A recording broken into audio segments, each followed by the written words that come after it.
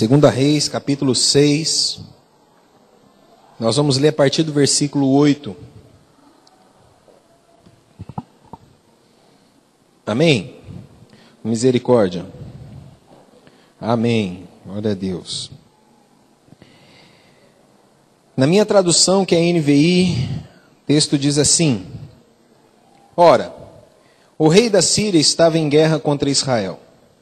Depois de reunir-se com os seus conselheiros, disse: montarei meu acampamento em tal e tal lugar. Mas o homem de Deus mandava uma mensagem ao rei de Israel: evite passar por tal lugar, pois os arameus estão descendo para lá. Assim, o rei de Israel investigava o lugar indicado pelo homem de Deus. Repetidas vezes, Eliseu alertou o rei que tomava as devidas precauções. Isso enfureceu o rei da Síria, que, convocando seus conselheiros, perguntou-lhes: vocês não me apontarão qual dos nossos está do lado do rei de Israel? Respondeu um dos conselheiros: nenhum de nós, majestade. É Eliseu, o profeta que está em Israel, que revela ao rei de Israel até as palavras que tu falas em teu quarto. Ordenou o rei: descubram onde ele está, para que eu mande capturá-lo. Quando lhe informaram que o profeta estava em Dotã, ele enviou para lá uma grande tropa com cavalos e carros de guerra. Eles chegaram de noite e cercaram a cidade. O servo do homem de Deus levantou-se bem cedo pela manhã, e quando saía, viu que uma tropa com carros e cavalos de guerra havia cercado a cidade. Então ele exclamou: ah, meu senhor, o que faremos? O profeta respondeu: não tenha medo. Aqueles que estão conosco são mais numerosos do que eles. E Eliseu orou: Senhor, abra os olhos dele para que veja. Então o Senhor abriu os olhos do rapaz, que olhou e viu as colinas cheias de cavalos e carros de fogo ao redor de Eliseu. Quando os arameus desceram na direção de Eliseu, ele orou ao Senhor: fere estes homens de cegueira. Então ele os feriu de cegueira, conforme Eliseu havia pedido. Eliseu lhes disse: este não é o caminho nem a cidade que procuram, sigam-me, e eu lhes levarei ao homem que vocês estão procurando. E os guiou até a cidade de Samaria. Assim que entraram na cidade, Eliseu disse: Senhor, abre os olhos desses homens para que possam ver. Então o Senhor abriu-lhes os olhos, e eles viram que estavam dentro de Samaria. Quando o rei de Israel os viu, perguntou a Eliseu: devo matá-los, meu pai? Devo matá-los? Eliseu respondeu: não. O rei costuma matar prisioneiros que captura com espada e arco? Ordena que lhes sirvam comida e bebida e deixe que voltem ao seu senhor. Então o rei preparou-lhes um grande banquete e, terminando eles de comer e beber, mandou-os de volta para o seu senhor. Assim, as tropas do rei da Síria pararam de invadir o território de Israel. Amém? Vamos orar mais uma vez? Senhor, eu sei que Tu estás nesse lugar. Eu sei que Teu Espírito Santo está conduzindo todo esse momento. E, ó Pai, nós cremos agora que o Senhor vai falar com a gente. Ministra o nosso coração, ministra a nossa vida. Estamos prontos, abertos. Que o nosso coração hoje seja uma terra fértil para a semente da Tua palavra. Que a gente possa sair daqui transformado, não saia da mesma maneira que a gente entrou, mas que a gente possa sair daqui modificado, em nome de Jesus, Senhor. Eu creio que o Senhor vai falar com a gente, e é por isso que eu oro agora, nesse precioso nome. Amém. Amém, irmãos? Você já ouviu a expressão tempestade em um copo d'água? Fazer tempestade em um copo d'água? Os escritos mais antigos registram que Victor Hugo, que viveu entre 1802 e 1885, ele acrescentou algumas variações e ele esboçou algumas variações dessa mesma frase, como fazer tempestade dentro de um crânio, que é o subtítulo daquela obra dele, Os Miseráveis, e também fazer tempestade no fundo de um tinteiro, com o fundo como uma de suas poesias. Mas fazer tempestade num copo d'água é uma expressão que tem origem lusitana e significa transformar uma banalidade, uma coisa fútil em tragédia. Nós somos acostumados a fazer tempestade em um copo d'água. De uma forma ou de outra. As dificuldades e os desafios, eles se tornam tão grandes que nós nos sentimos desencorajados e incapazes de se mover para frente. Os desafios e as dificuldades que a gente enfrenta têm a capacidade de nos parar, de nos travar. É incrível como eu e você nós podemos ficar presos de uma forma negativa, da maneira de pensar que nos impede de ver o que Deus tem para nós. Algumas pessoas têm visões tão negativas, tão derrotistas da sua maneira de ver a vida, de ver a si mesmo, que muitas vezes elas não conseguem desenvolver nada na vida. Elas vivem travadas, elas não conseguem alcançar aquilo para que elas têm sonhado, aquilo que elas têm imaginado para si mesmas. Muitas vezes, essas imagens negativas, essas imagens derrotistas, foram feitas por pessoas do nosso passado. Foram feitas por pessoas que passaram por nós. Muitos aqui já ouviram que, você não tem talento, você não presta para nada, você não vai dar certo na vida, né? Você é isso, você é aquilo outro, você é burro, você é ignorante. E muitas vezes até nós já falamos isso para as pessoas. E a gente acha que não tem problema, que a gente está chamando a atenção. A nível de igreja, nós ouvimos dizer de pessoas, isso não vai funcionar, esse negócio de célula aí não vai funcionar, esse negócio de célula vai passar, você ouve que está afundando, que está encolhendo, que é muito pequeno, somos muito pobres para fazer a diferença. O que acontece depois de um tempo que você continua ouvindo isso? O que acontece? Você não presta, você é burro, você não vai dar certo.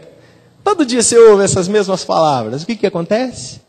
Você acaba assimilando aquelas palavras como sendo verdade para você. Você acaba acreditando naquelas palavras. Mesmo que elas sejam mentiras, você acaba acreditando nelas. Fala assim, eu não presto mesmo. Eu sou um burro mesmo. Não vai dar certo, a gente é muito pequeno, nós não vamos crescer. A gente começa a acreditar e aceitar essas mensagens. Eu gostaria de fazer uma pergunta para você nessa noite. O que é que impede você de fazer a diferença nesse mundo? Não responda, responda aí no seu coração. O que é que impede você de ser uma pessoa que faça diferença nesse mundo? Qual é a coisa mais importante para uma pessoa fazer a diferença? O que é que nos bloqueia, como igreja, como corpo de Cristo, para acreditar que Deus quer usar a nossa vida para fazer a diferença? O que é que tem impedido? O que é que tem bloqueado a gente de acreditar que Deus quer usar a gente para fazer a diferença? Sabe qual que é a palavra-chave? Visão. Efésios capítulo 3, versículo 20. Não vou esperar você abrir, vou dizer esse texto. Efésios 3, 20. Aquele que é capaz de fazer infinitamente mais do que tudo que pedimos ou pensamos, conforme o seu poder que opera em nós. Qual é a medida de Deus fazer algo na nossa vida? É o seu poder que age em nós. Se o poder de Deus que age em você é limitado, o que você vai fazer para Deus é limitado também. Se o poder de Deus age em você de uma maneira grandiosa, o que você vai fazer para Deus é de uma maneira grandiosa. À medida que o poder de Deus age em você, é o quanto que você age no reino. Aí você fala assim, mas pastor, mas está dizendo que Deus é capaz de fazer infinitamente mais. Sim, Deus é capaz, Deus é hábil para fazer infinitamente mais do que tudo que pedimos ou pensamos. Mas há um limite, é o poder dele que opera na nossa vida. Se a gente não acredita que Deus é capaz de fazer algo maravilhoso na nossa vida, não vai acontecer. Não vai. Se a gente não acredita que Deus é capaz de usar-nos para curar pessoas, ressuscitar mortos, isso não vai acontecer. Embora Ele tenha o poder, o que impede a nossa vida de fazer essas coisas é a nossa visão. Nossa visão limitada. A medida é o poder que atua em nós. Então a gente precisa da visão de Jesus ressuscitado. Porque se a gente tiver essa visão, nós não vamos ter medo de afundar. Porque vamos estar cheios de paixão por Deus, pela sua missão, pelo seu povo. E eu acredito que Deus quer acender uma faísca de renovação em cada um de nós. Para a gente conquistar tudo que Deus tem para nós hoje. E Ele quer colocar fogo no seu coração. Ele quer colocar fogo no meu coração. E como a gente vê aqui em Efésios 3:20, a natureza da visão avança além da nossa capacidade de pedir ou imaginar. Vai além. Aquilo que Deus tem para nós e que é capaz de fazer através das nossas vidas, da nossa igreja. Então, o que nós devemos fazer é o quanto que Deus é capaz de fazer. Essa é a pergunta. Ele pode todas as coisas, Ele é poderoso. Agora, a outra pergunta é, o quanto que nós somos capazes de ver pela fé? Se tudo que você tem são boas ideias, você não é um visionário, você é um sonhador. Porque a diferença entre a visão e um sonho é a ousadia de agir e a fé de começar. Deus não chama você para ter fé, para terminar o que Ele pôs no seu coração. Ele chama você para ter fé, para começar o que Ele pôs no teu coração. Porque se você tiver fé de começar, o resto Ele vai fazer. O povo hebreu parou na frente do Mar Vermelho, na frente do Rio Jordão, depois de Deus ter aberto o Mar Vermelho para eles, e começam a clamar, Deus, Deus, Deus. E o Senhor fala para Moisés o seguinte, fala, por que o povo está orando para mim? Que o povo marche. E eles marcharam, e quando eles começaram a marchar e puseram os pés, molharam os pés, pela fé, o rio se abriu em dois. A gente precisa ter fé para começar, porque o resto Deus vai fazer. Deus não chama para ter fé para você terminar, mas só para começar. Nós podemos definir visão como a capacidade de ver coisas que não são. Ou pelo menos as coisas que ainda não são, ainda não aconteceram. Rick Warren, pastor de uma grande igreja nos Estados Unidos, ele escreveu um livro chamado Igreja com Propósitos. E ele descreve que em 1980, ele começou a andar pelas ruas de Orange County, que é o lugar onde ele começou a sua igreja. E ele viu o povo, ele começou a visualizar o tipo de ministério necessário para alcançar aquele povo, satisfazer as necessidades daquele povo. E ele começou a visualizar uma igreja muito específica. E sabe o que ele viu quando ele não tinha nenhuma família, nenhum membro? Ele viu uma igreja de 25 mil membros. Ele viu, pela fé, uma igreja de 25 mil membros. Hoje a igreja dele tem 19 mil. Está chegando lá. Daqui a pouco ela chega nos 25 mil. Mas sabe o que ele teve? Ele imaginou uma igreja com estilo de adoração, programas para alcançar aquela pessoa normal, sem igreja na sua área. E ele viu aquilo pela fé. Começou com um casal, na garagem da sua casa. E hoje tem mais de 19 mil membros. Eu não estou dizendo que nós precisamos ser uma mega igreja. Mas eu acredito que ouvir que Deus tem um plano glorioso e esplêndido para cada um de nós e para essa igreja. Visão é a capacidade da gente ver as coisas que ainda não aconteceram. Na minha vida, na minha família, na minha igreja. Visão é eu ver aquela pessoa que está difícil de chegar até Jesus e ela chegar até Jesus. Eu não vi ainda, mas pela fé eu acredito que ela vai dobrar os joelhos diante de Jesus. Aquela doença incurável, eu não vi ela sendo curada ainda, mas pela fé Deus vai curá-la. Aquele negócio que eu quero, que eu preciso, aquele emprego, eu não vi ainda na minha mão, mas pela fé ele vai chegar. O objetivo da mensagem de hoje é incentivar você a acreditar que você pode vencer os desafios e dificuldades que você enfrenta. Como igreja, Nós estamos enfrentando uma renovação de Deus para nós e vivendo uma nova etapa, como uma igreja em células. Por isso Deus tem que dar uma nova visão para a gente. Pessoalmente e para a vida da igreja. E eu quero trazer 3 princípios para a gente ter uma visão renovada. Então, se você está anotando, o título dessa mensagem é Renovando a Minha Visão. Renovando a minha visão. Diga para o irmão que está ao seu lado assim: hoje Deus vai renovar a sua visão. Amém? Não precisa cuspir no chão e fazer lodo, tacar na cara do irmão, não. Não precisa não, tá? Deus vai renovar a visão dele sem lodo. Certo? Primeiro princípio para ter uma visão renovada. A visão está baseada na fé. Diga para a pessoa que está ao seu lado: a sua visão tem que estar baseada na fé. Amém? Fé em quem? Então não é fé em mim mesmo, né? Não é fé na loteria, né? Tem gente que faz fezinha na loteria, mas não é fé na loteria, é fé em Deus. Aquele que é poderoso para fazer infinitamente mais do que tudo quanto pedimos ou pensamos, conforme o seu poder que opera em nós. Dá uma olhadinha em 2 Reis capítulo 6. É um momento de guerra, é um momento de violência entre Israel e o rei da Síria. Mas Israel tem uma vantagem. Qual que é a vantagem de Israel? Eliseu. Certo? A vantagem de Israel tem o nome. Chama-se Eliseu. Está lá Eliseu, homem de Deus. Duas pessoas são chamadas homens de Deus na Bíblia. Elias e Eliseu. Só os dois. Mais nenhum você vai encontrar. Só os dois são chamados homens de Deus.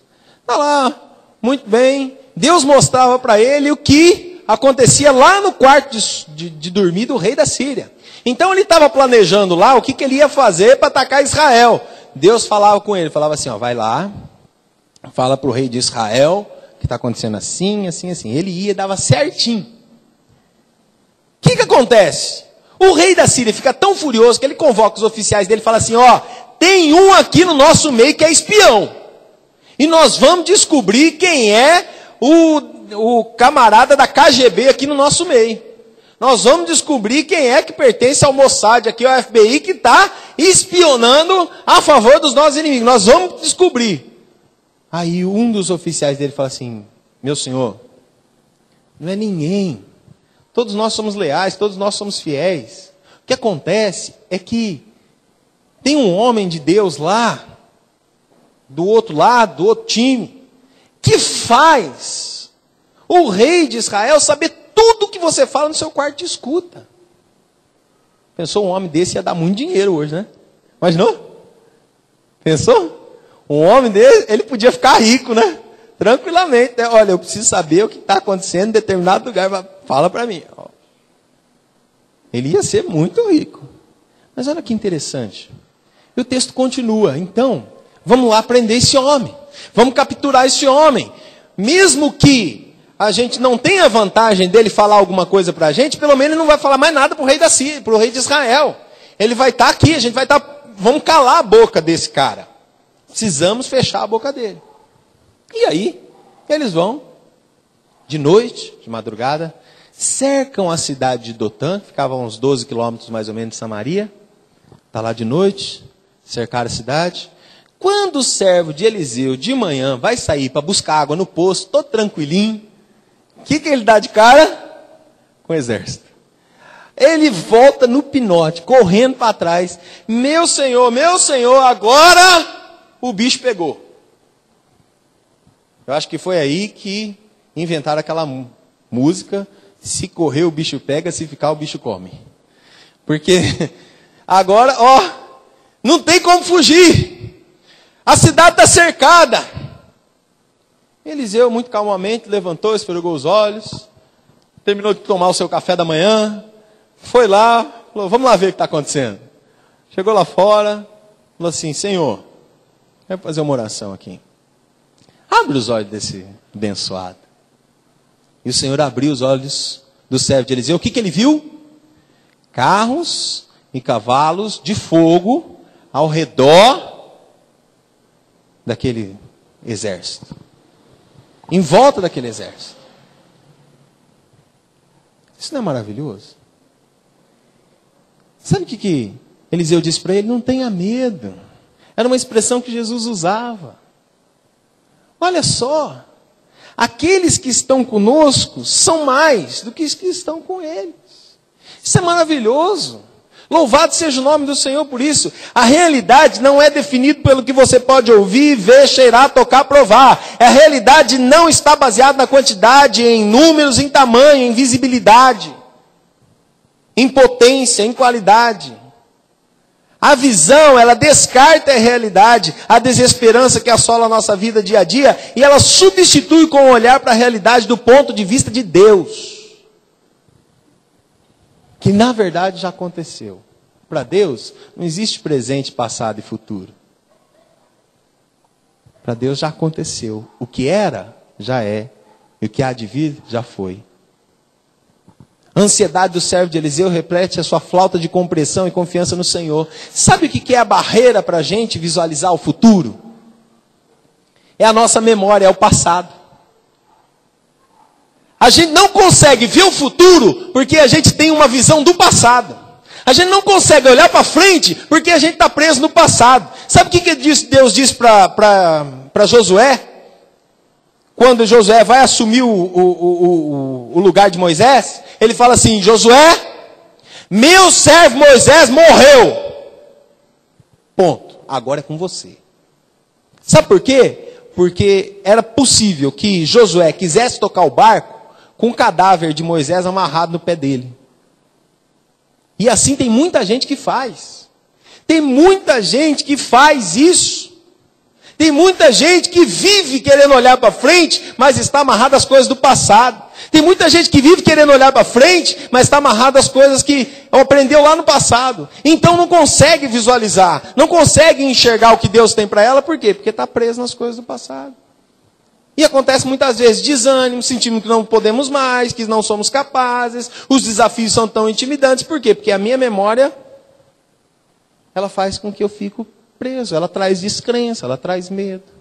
A gente é comparado, nós nos comparamos como gafanhotos em vista dos gigantes da terra. E aí somos arrastados pela incredulidade. Um dia 2 menininhos, 2 amigos estavam brincando num lago congelado.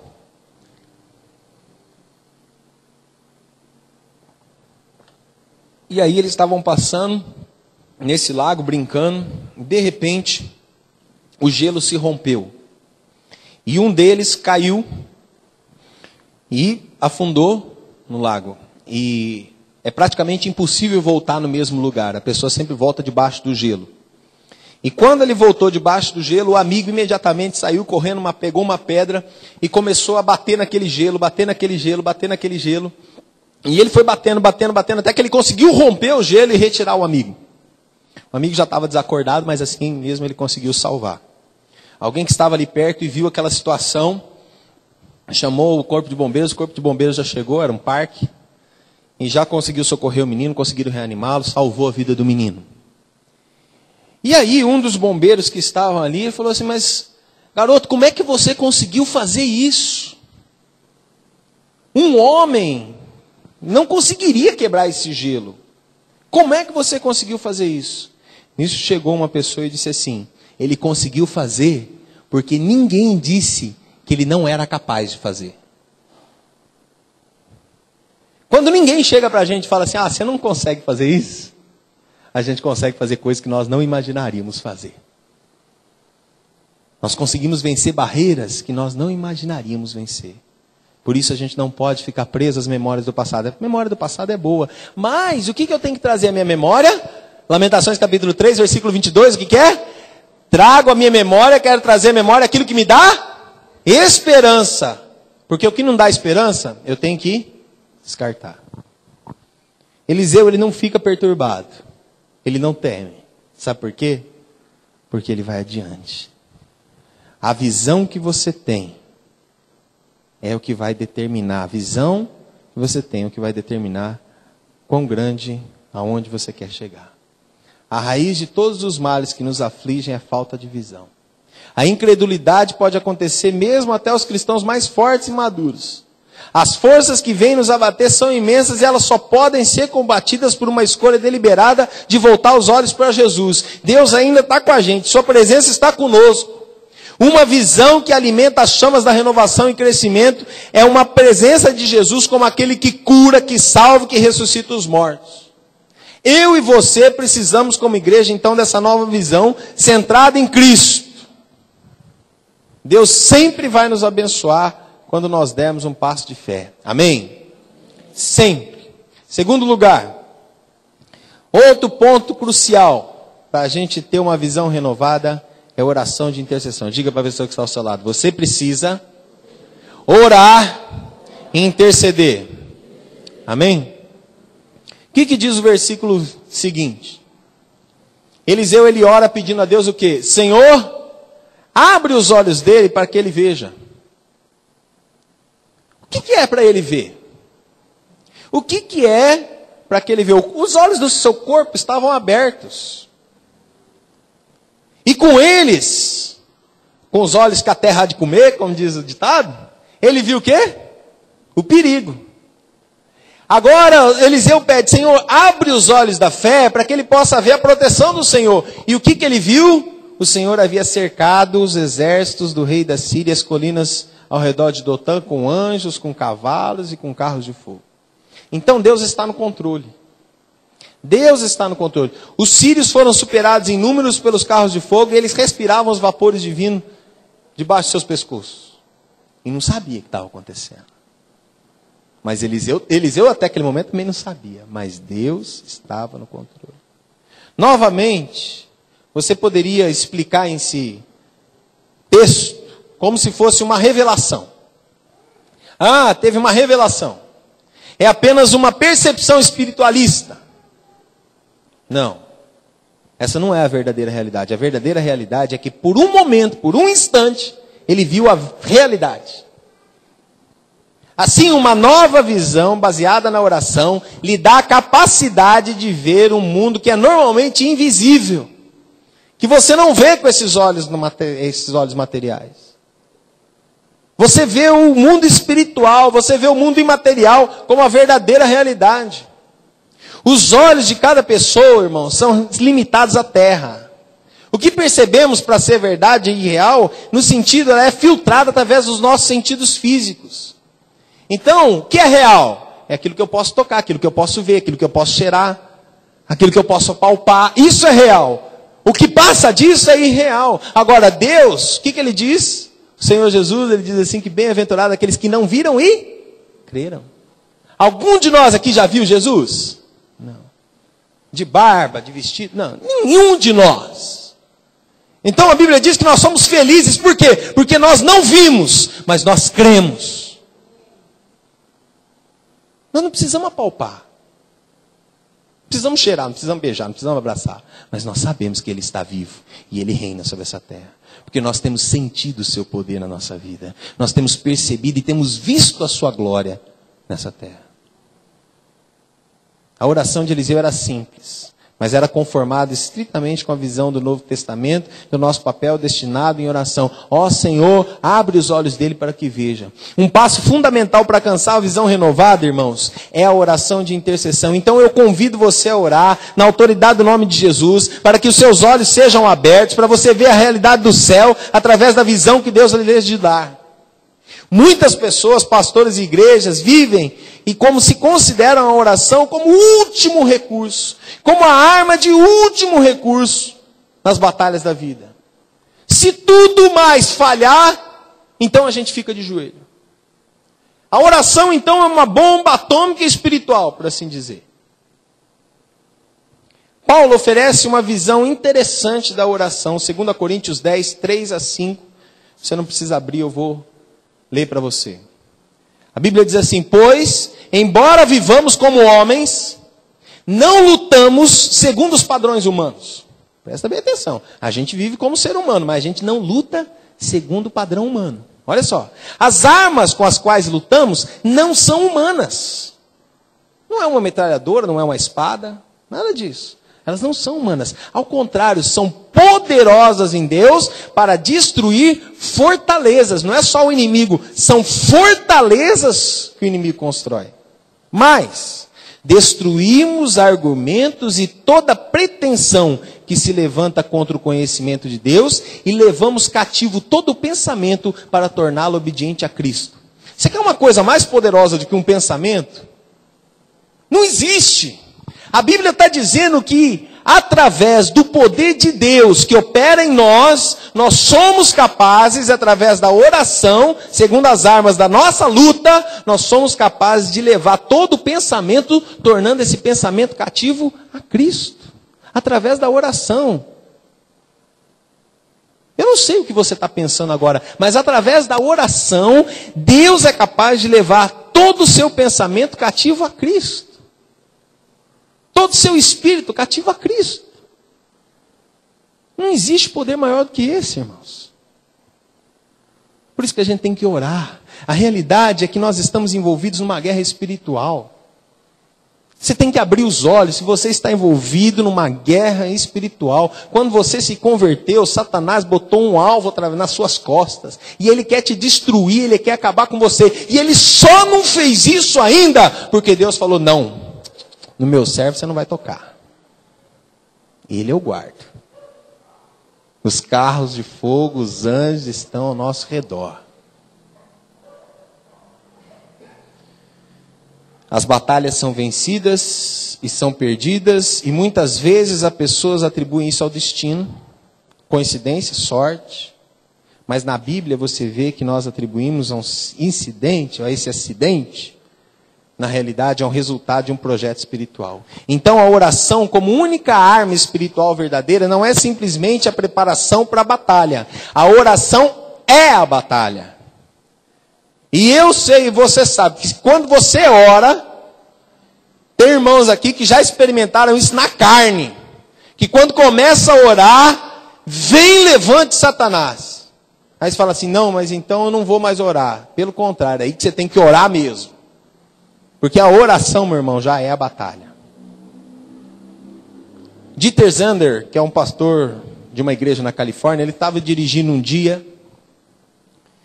E ele pediu que Deus abrisse os seus olhos dessa maneira. E ele estava considerando plantar uma igreja, mas ele não tinha ideias específicas. De repente, ele estava passando por um cruzamento e a visão dele começou. E o que ele viu? Ele se encontrou em pé na frente de um auditório, pregando para aquele auditório muito grande, e aquelas pessoas sendo tocadas pelo Espírito Santo, sendo tocadas pela emoção. Deus mostrou isso para ele. Ele ficou mais impressionado que era ele que estava lá na frente. Ele olhou ao redor da sala e viu as pessoas enchendo o auditório. Muito lindo. Então, da mesma forma que tinha começado a visão se foi. E ele ainda nem tinha terminado de passar o cruzamento. Ele ainda estava no meio do cruzamento. Se qualquer tempo decorrido, a gente não sabe, mas foi uma mínima fração de segundo que ele viu a realidade, a verdadeira realidade. E ele começou uma igreja naquele lugar. Está plantando a igreja, ele ainda não viu na sua totalidade o auditório como ele viu na sua visão. Mas ele disse que está chegando lá. Através dos detalhes da sua visão. Deus, ele quer montar as peças do quebra-cabeça na sua vida e unir de forma que glorifique o nome dele. Agora, pergunto, quanto Deus é capaz de fazer através de você? Seria uma mudança revolucionária no seu pensamento e uma mudança na sua vida se nós simplesmente acreditarmos que Deus é capaz de fazer exatamente o que a gente pede. Porque Deus é capaz de fazer infinitamente mais daquilo que a gente pede. Seria radicalmente mudar a história se considerarmos o desejo de Deus e a capacidade de nos abençoar está muito além do que a gente pede. Mas Deus não para por aí. Deus não só quer fazer aquilo que a gente pede ou pensa, mas Ele quer fazer mais do que aquilo que a gente pede ou pensa. Agora, qual é o limite? Porque eu sei, seu pensamento vai longe, o meu também. Qual é o limite da nossa oração? Tiago capítulo 4, versículo 2, versículo 3, que diz assim: Vocês cobiçam coisas e não as têm. Matam e invejam, mas não conseguem obter o que desejam. Vivem a lutar e fazer guerras. Não as têm porque não as pedem. Quando pedem, não recebem, porque pedem por motivos errados para gastar em seus prazeres. Eu fiquei pensando nesse texto. Qual é o limite da nossa oração? É o nosso egoísmo. É o nosso egoísmo. Se a gente for pedir para o nosso benefício, para a nossa vida, sabe o que Deus vai fazer? Fala assim, meu filho, você está sendo muito egoísta. Agora, se você começar a orar pelos outros, Deus vai começar a mudar o teu coração. Quando é que Deus abençoou Jó? Depois de Jó ter passado, comido o pão que o diabo amassou, por assim dizer. Quando é que Deus abençoou Jó? Quando Deus mudou a sorte de Jó? Só você ler lá, Jó capítulo 42. Quando Jó orava por seus amigos, Deus mudou a sorte de Jó. Enquanto ele ficava falando, eu sou justo, eu sou bom, eu não sei porque que eu estou aqui, eu não sei porque que eu estou fazendo isso, eu não sei porque que eu estou fazendo aquilo, eu não sei porque que isso está acontecendo comigo. Senhor, tem misericórdia de mim, tem misericórdia de mim, tem misericórdia de mim. Nada aconteceu. Quando Deus abriu a visão dele, ele orou pelos amigos, pronto, coisa aconteceu. Irmãos, por que você não ganha aquilo que você pede? Porque você pede por motivo errado. Quando pede, não recebe, pois pede por motivo errado. Em nenhum lugar das Escrituras você encontra que Deus nos concede cada pedido colocado diante dele. Imediatamente depois de escrever, Tiago diz o quê? Você não tem porque você não pede a Deus. E quando você pede por motivo errado. Muitas vezes a nossa visão está tão profundamente enraizada num desejo egoísta de fama, de riqueza, de glória, ou até mesmo da gente ser aceito pelos outros, que tudo aquilo que a gente pede, a gente não recebe. Nossos desejos são egoístas, nossos desejos não têm nada a ver com o reino de Deus, nosso desejo não tem nada a ver com a glória de Deus. Deus fala assim, não, eu não posso dar para esse camarada, porque se eu der para ele, ele vai achar que ele é bom demais. Então tem que mudar o coração dele primeiro, tem que mudar a visão dele primeiro, que aí quando eu conseguir mudar a visão dele e o coração dele, aí eu posso abençoá-lo. Mais importante do que você ter alguma coisa na sua vida, é você ser alguém de Deus. Mais importante do que você ter, é você ser. Porque o que você tem, passa. A traça corrói, os ladrões escavam e roubam, mas aquilo que você é, isso permanece. Mais importante que você ter um ministério na igreja também é a formação de um grupo de pessoas comprometidas com a prática de oração e intercessão no seu nome. Esse grupo não precisa ser grande, mas tem que ser fiel. E eu queria contar com você nesse compromisso de realmente orar. Eu preciso de você como parceiro de oração ou guerreiro de oração. Eu preciso saber que há um grupo de pessoas orando pelo ministério, pela minha vida, pela vida dos pastores da igreja, pela vida da liderança da igreja, pela vida da igreja. Um dos erros mais comuns, mais devastadores que um líder de igreja pode ter na sua própria vida, é ele pensar que ele pode fazer tudo sozinho. Ele achar que não precisa de ninguém. Ele achar que ele é o bom da boca, o dono da cocada preta. Falar, não preciso de ninguém. Muitos líderes se detonam porque falta um grupo de pessoas, parceiras, que oram, que buscam, que intercedem por ele. E precisam de uma renovação do Espírito. Uma nova visão é baseada na abertura dos nossos olhos. Será silenciamento dos nossos medos. Nós vamos conseguir enxergar aquilo que Deus tem para nós.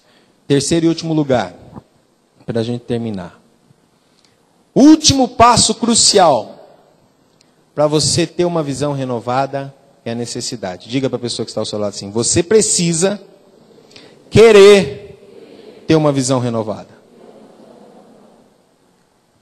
Não adianta nada o outro querer por você. Se você não quiser, você não vai ter. Sabe o que Eliseu orou? Senhor, abre os olhos dele para que ele veja. Ele que tinha que ver. Não era suficiente Eliseu ver.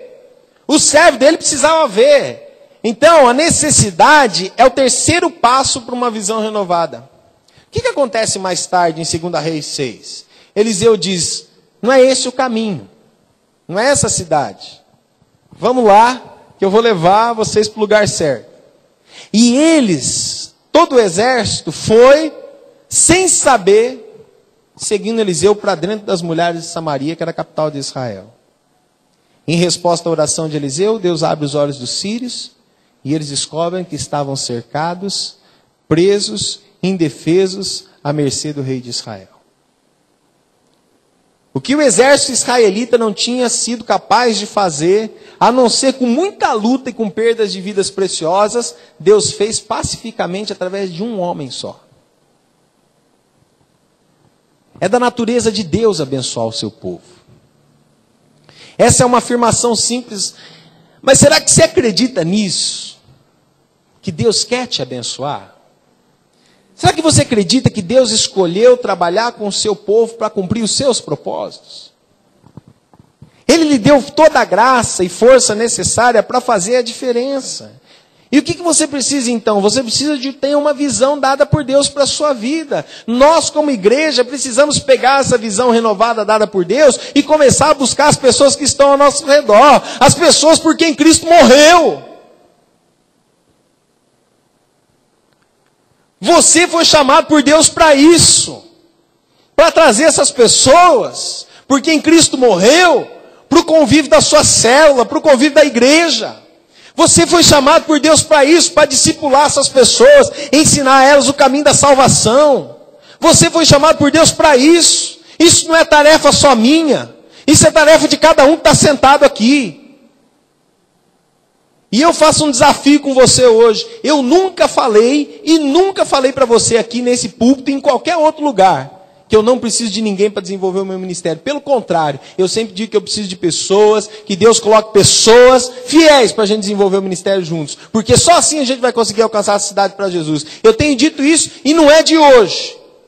A minha oração tem sido essa. Deus coloque pessoas fiéis para alcançar essa cidade para Jesus. Que a cidade se converta, que as drogas fiquem longe daqui. Que todo joelho se dobre, toda língua confesse que Tu és o Senhor.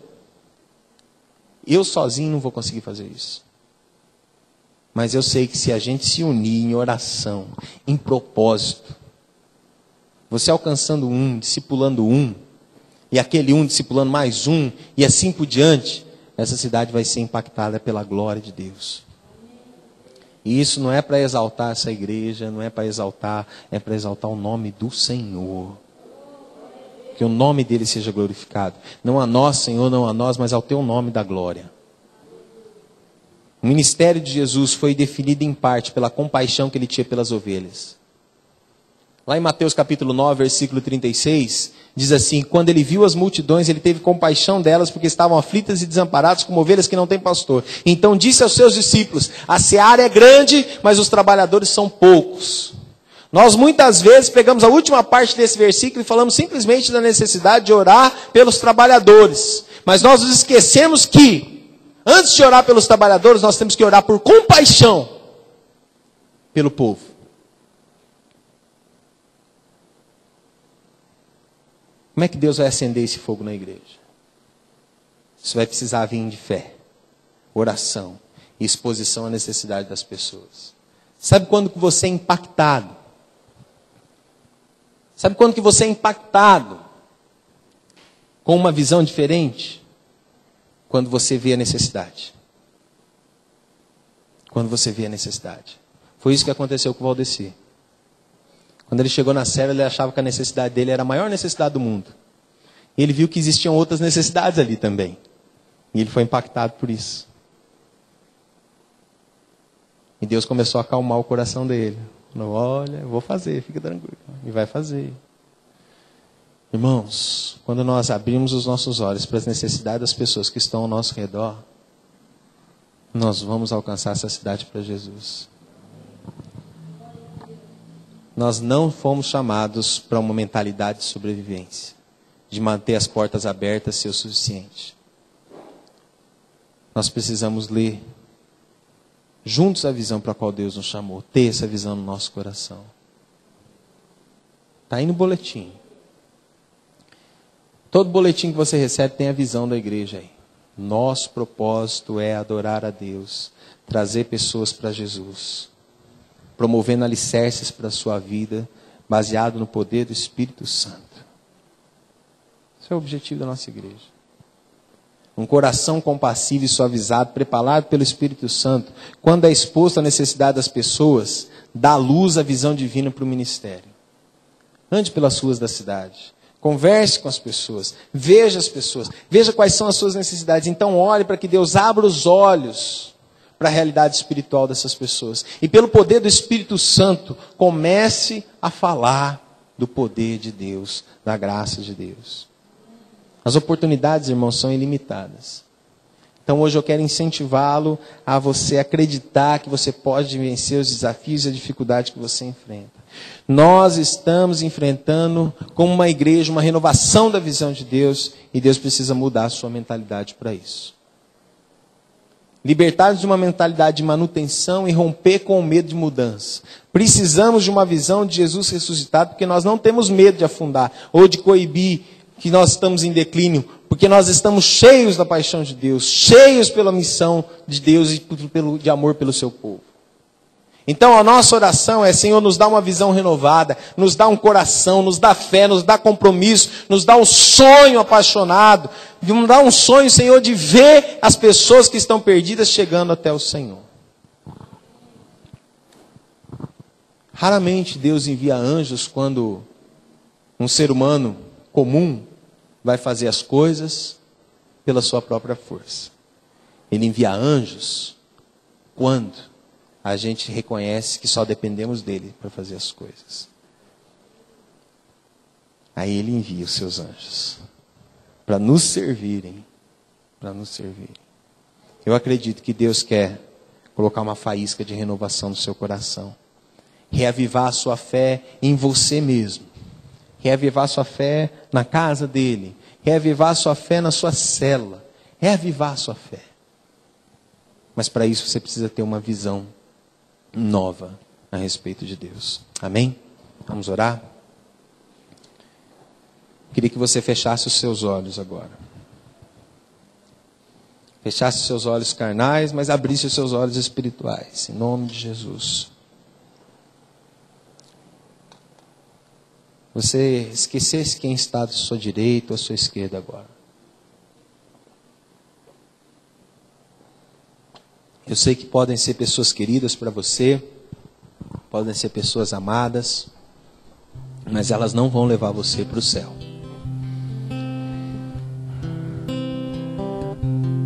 A visão é uma decisão nossa, irmãos. Nós decidimos. Nós decidimos. Nós decidimos querer ter uma visão nova. Por isso, nessa noite, eu queria que, com seus olhos fechados, você falasse com Deus, aí onde você está.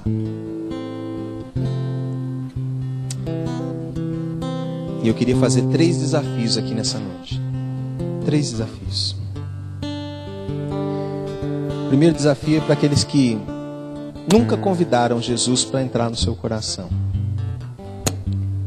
Nunca disseram assim: Senhor, vem ser Senhor da minha vida. Vem ser o meu Rei, vem ser o meu Deus. Vem ser aquele que comanda a minha vida. Vem ser o meu Salvador. Vem me levar, Senhor, até a Tua presença. Eu quero ter uma intimidade contigo. Esse é o primeiro desafio. Se você nunca fez isso, você quer fazer agora. O segundo desafio é para aqueles que querem voltar para os caminhos do Senhor. Aqueles que estão afastados do caminho do Senhor e querem retornar aos caminhos do Pai. O desafio é esse para você. E o terceiro desafio é para aqueles que querem ter uma renovação na sua visão. Na sua visão a respeito de si mesmo, a respeito de Deus, a respeito da igreja. Se você se encaixa num desses 3 desafios, eu queria que você ficasse em pé, onde você está. Em nome de Jesus, nós vamos orar agora. Feche seus olhos, continue com seus olhos fechados.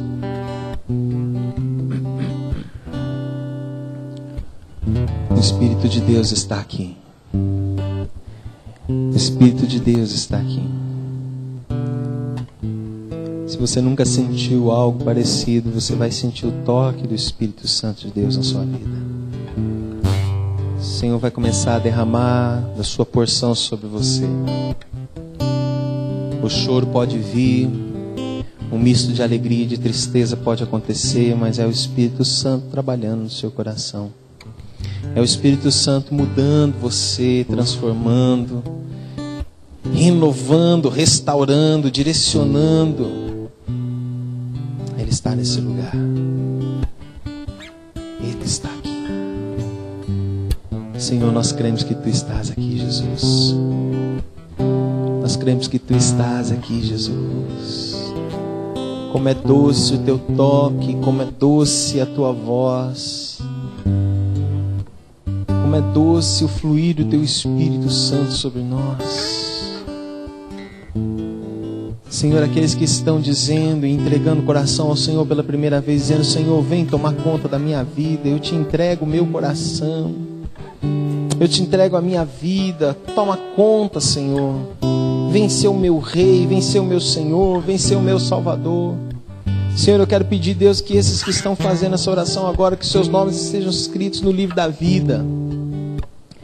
Não com uma caneta, Senhor, que se apaga, mas com o Teu precioso sangue. Escreve esses nomes no livro da vida, Senhor. Aqueles que estão voltando aos Teus caminhos, Pai, recebe-os. Recebe-os como os filhos pródigos, Pai. O Senhor recebeu. Recebe, Pai, recebe. Coloca uma sandália nos pés, um anel nos dedos. Toca as vestes. Ah, Senhor, que haja festa no céu agora, porque um pecador se arrepende.